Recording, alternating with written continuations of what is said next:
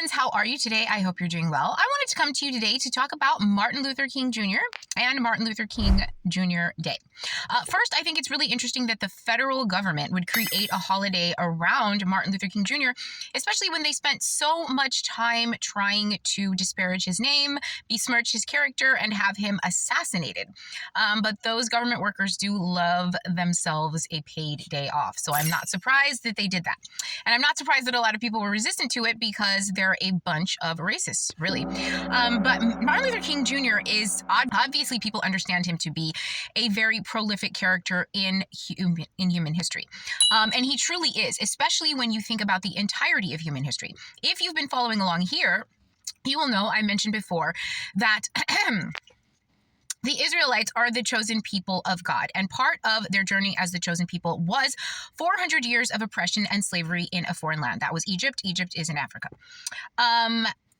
So the 400 years of slavery and oppression of the African slave in the Americas is a similar type of trial, and that was brought to the chosen people of God. So the people who were to take the reins after the Israelites were finished with their reign would be the African slaves in the Americas. Now, the Israelites were sent a prophet who brought them out of slavery and into the promised land, and that man's name was Moses.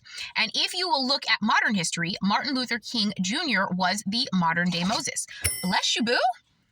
So if you want to kind of get a vibe for how Moses got the people going back in the day, all you have to do is look at MLK. He was a great orator, a great speaker. He knew how to bring people together. He knew how to organize, and he knew how to take action with that.